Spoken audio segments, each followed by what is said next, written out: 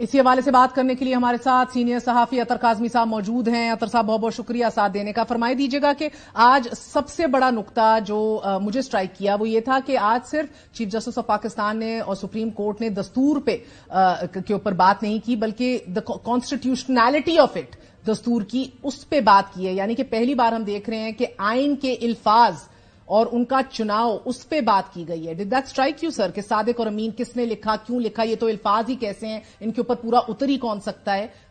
I think یہ بڑا important نکتہ ہے ٹو بی آنیسٹ. کیا اب یہ مستقبل میں جو بھی ججمنٹس آئیں گی یا کیسز آئیں گی ان میں بھی یہ چیز سامنے آئے گی؟ اس لیے کہ موزز چیف جسٹس صاحب نے فرمایا کہ ہم اصلی آئین کو مد نظر رکھیں گے. اصلی آئین تو 1973 میں بنا تھا، اب تک اس میں کتنی ترامیم ہو چکی ہیں، کس کس ادوار میں ہوئی وہ ترامیم. تو مستقبل میں جب کوئی آئینی مسئلہ آئے گا تو کیا ہم پھر جو اصلی آئین ہے یعنی 1973 والا آئین صرف اس کو دیکھیں گے؟ یہ جو آئینی ترامیم ہیں ان کا لیگل سٹیٹس کیا ہوگا؟ اس لیے کہ جو بھی عدالت فیصلہ کرتی ہے، جو اس وقت رننگ ڈاکومنٹ ہے، ان فیلڈ ڈاکومنٹ ہے، وہ تو وہی آئین ہے جس میں ترامیم ہو چکی ہیں. تو یہ بڑا امپورٹنٹ نقطہ ہے. اور یہ اس سے پہلے نہیں اٹھایا گیا کہ یہ آئین کے الفاظ، یعنی کہ آپ آئین پہ آپ کامنٹ کر رہے ہیں اور آئین کو کانسٹیٹیوشنلی اس ایشو کو دیکھ رہے ہیں. ابھی آپ نے دیکھا اسلام آباد ہائی کورٹ کے جسٹس بابر ستار صاحب نے بھی 85 کا جو قانون ہے اس کو معطل کر دیا. ڈی سی کے جو اختیارات ہیں 3 MPO کے، اس کو معطل کر دیا. اینڈ ناؤ دس کہ یہ آئین اور دستور کے ایک آئین شکن نے دستور میں یہ لفظ ڈالے تھے. اینڈ یہ ہماری ستم ظریفی ہے کہ سیاستدان ان چیزوں کو نوٹ نہیں کرتے اور اس کی درستگی نہیں کرتے جب موقع ملے بھی 18ویں ترمیم میں. آئی تھنک جو سیاستدان تو کافی حد تک جب یہ چیزیں ہو رہی ہوتی ہیں تو وہ اس میں شامل ہوتے ہیں. 1985 میں ابھی آپ دیکھ لیں کہ کون کون سے سیاستدان کس کس حکومت میں شامل تھے. اس کے بعد جب LFO آیا اس وقت کون کون سے سیاستدان شامل تھے. اس کے بعد جو بہت ساری چیزیں ہوئیں اس میں کون کون سے سیاستدان شامل تھے. یہ جو عدم توازن ہے، یہ ریاستی عدم توازن جو ہے وہ صرف ڈکٹیٹرز کی وجہ سے نہیں ہے. یہ جو امبیلنس ہے it's a lot to do with our politicians too. Exactly precisely. یہ جو پچھلی حکومت تھی اس میں آخری دنوں میں کتنے بل پاس ہوئے مہر اور کس طریقے سے پاس ہوئے. کل یقیناً ان کے حوالے سے بھی جب چیزیں سامنے آئیں گی تو بہت سارے کوشچنز اٹھیں گے. جو عدالت ہے اس کا کام ہے کہ لوگوں کے جو بنیادی حقوق ہیں اور جس میں کوئی بھی شخص متاثر ہو رہا ہے اس کا تحفظ کرنا، آئین کو دیکھنا، اور آئین کے اندر بہت ساری جو چیزیں ہیں ان کی تشریح بھی معزز عدالت کر سکتی ہے. تو میرے خیال میں اسی جانب انہوں نے توجہ کروائی. ایز پرنسپل لا آفیسرز آپ کے اٹارنی جنرل اور ایڈوکیٹ جنرل جو ہیں صوبوں کے، سب نے اس الیکشن ایکٹ کی ترمیم کی حمایت کی ہے. And does that strike you at all as principal law officers? ایک تشریح سپریم کورٹ کی، اس کے خلاف ان کا جانا؟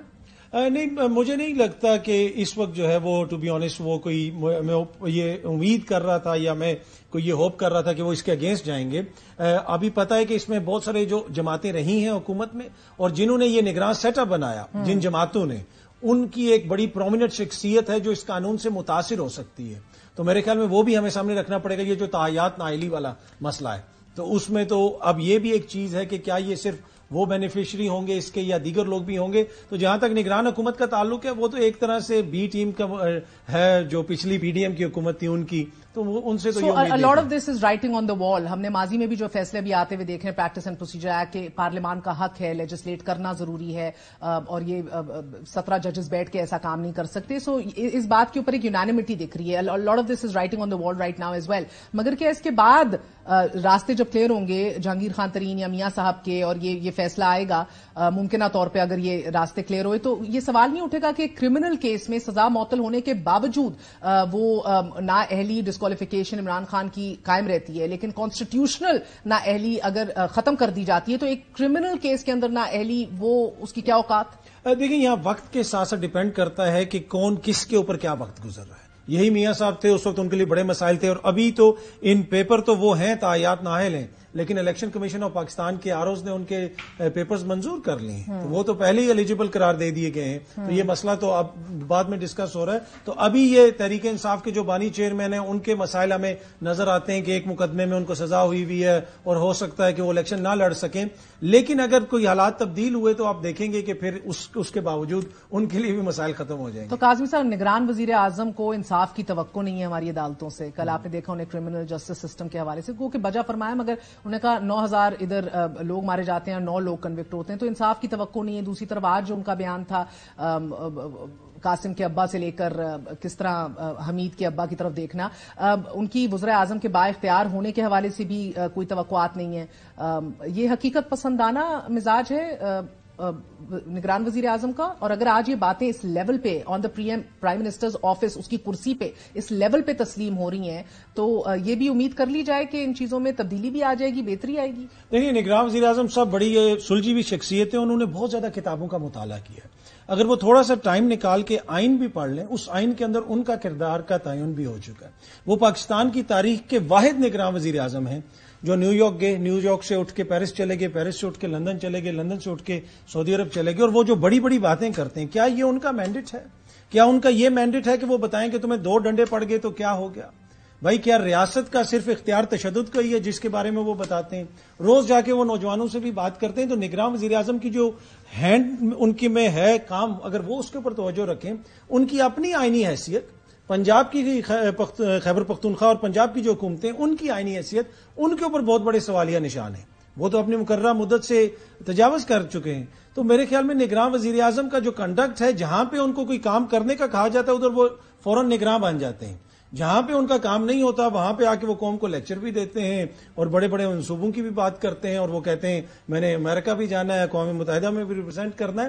تو میرے خیال میں یہ جذباتی آؤٹ برسٹ جو ہم پچھلے 48 گھنٹوں سے دیکھ رہے ہیں، یہ ریاستی ناکامی کا اعتراف نہیں ہے؟ ایک تو ریاستی ناکامی کا بھی اعتراف ہے، اور دوسرا پھر جس طریقے سے وہ خود اپنے آپ کو کنڈکٹ کرتے ہیں وہ بھی ہے. He needs to respond not react. وہ ہم دیکھ رہے ہیں کہ یہ وزیر اعظم صاحب کوئی بھی ان سے کوشچن ہو وہ ریئیکٹ کر دیتے ہیں. اگر وہ کہیں لیٹ جائیں، کوئی بچہ پوچھے کہ سر آپ لیٹ ہیں، تو وہ آگے سے اس کو پیٹرنائز کرنا شروع ہو جاتے ہیں. چندہ ہی کوڈ ہیو ایزلی سیڈ کہ آئی ایم سوری یار میں لیٹ ہوں اور آ گیا. تو یہی ان کا جو چیز ہے جس کی وجہ سے آج آپ بھی کوشچن اٹھا رہی ہیں. یہ اگر وہ بہتر طریقے سے ہینڈل کریں تو میرے خیال میں شاید اتنے زیادہ سوالات نہ اٹھیں.